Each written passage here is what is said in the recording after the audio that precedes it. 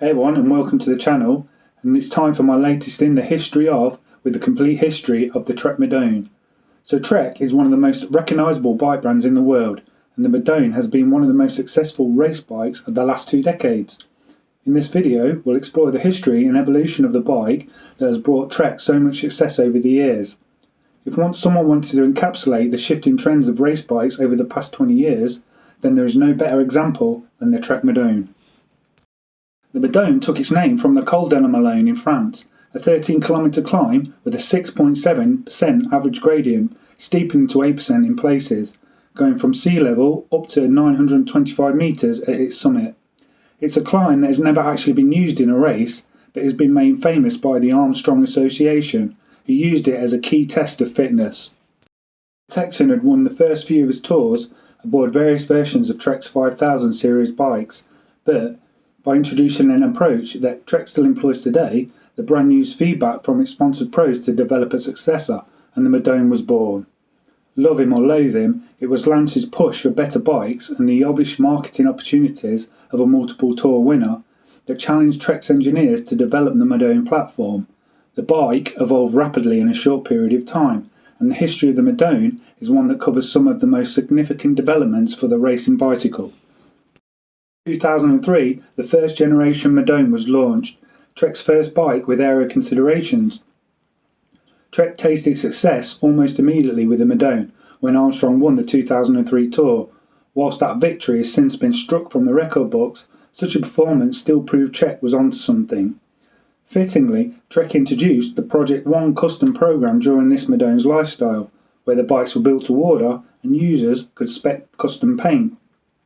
Even today, most of the Madones are sold through Project One.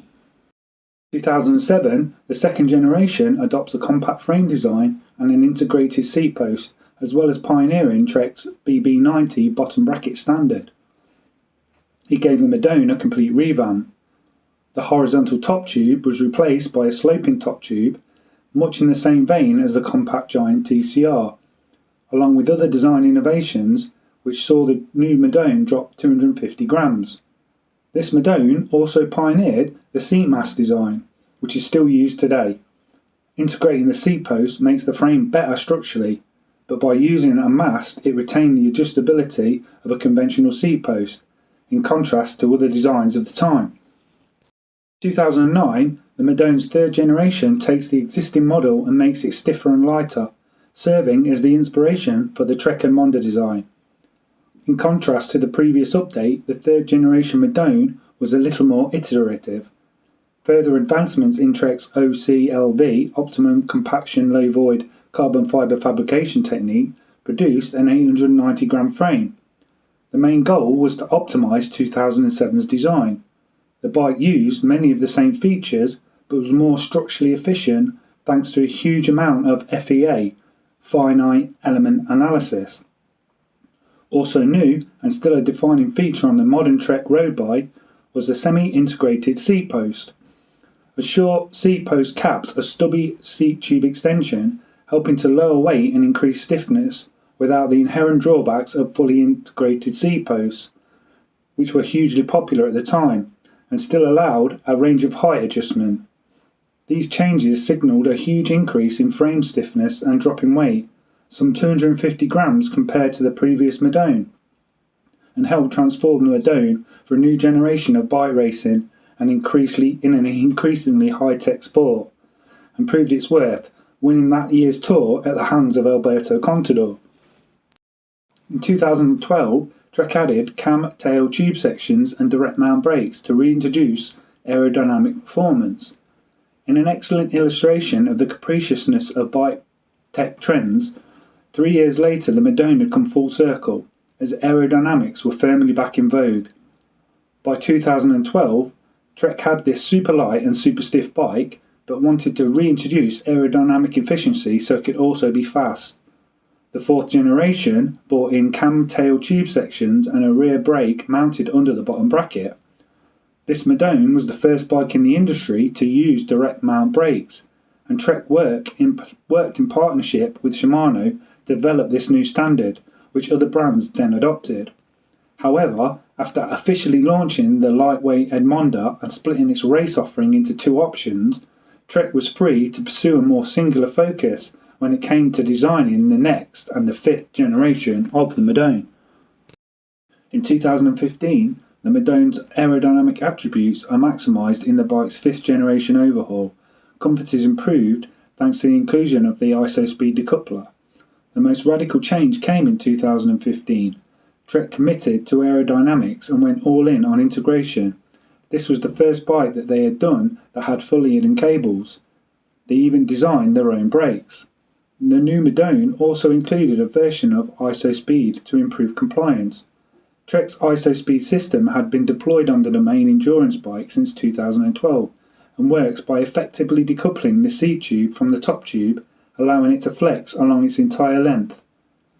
For the Madone though, Trek made a tube-in-tube version. It had skinny internal seat tube for 20mm of compliance at the saddle and the external seat tube connected to the rest of the frame to essentially provide a fairing for the internal structure. Trek, however, failed to disclose this to the UCI. Sneaky Trek. 2018, disc brakes are added to the bike. The next Madone was similar in nature to the move from second to third, redefining a bold design. Disc brakes had arrived, as did adjustability. The IsoSpeed device became tunable and the one-piece cockpit became separate bars and stem. That Madone was the predecessor to the one that is being raced today, which was introduced in 2022.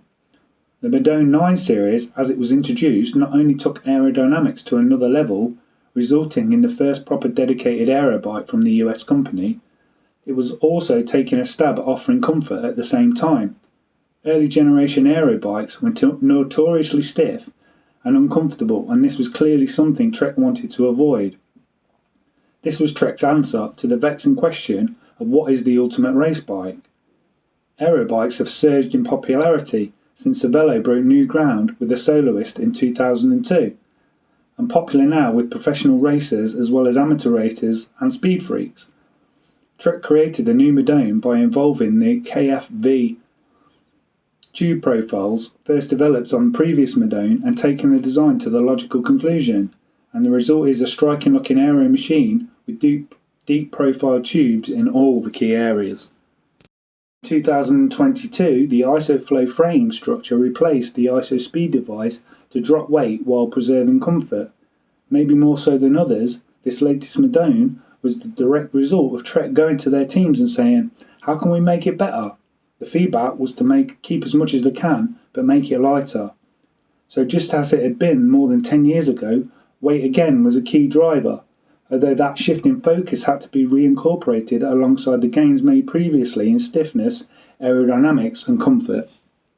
Then going back to a one-piece cockpit, but one with altered ergonomics and plenty of options as so not to hinder the fit, plus replacing IsoSpeed with IsoFlow. Crudely speaking, IsoFlow is just a hole under the seat tube cluster. It creates a cantilevered seat post, recreating IsoSpeed's flex to a degree despite being much simpler and lighter. IsoFlow helps aerodynamics too by funneling air into the low pressure wake behind the rider, says Trek. The switch to IsoFlow and a one-piece cockpit helped them save 300 grams over the old Madone module. There we have it, the history of the Trek Madone. If you enjoyed this breakdown, let me know in the comments, smash the like button, and if there's any other bikes you'd like to see a history of, again, let me know in the comments. That's it for this video. Bye everyone.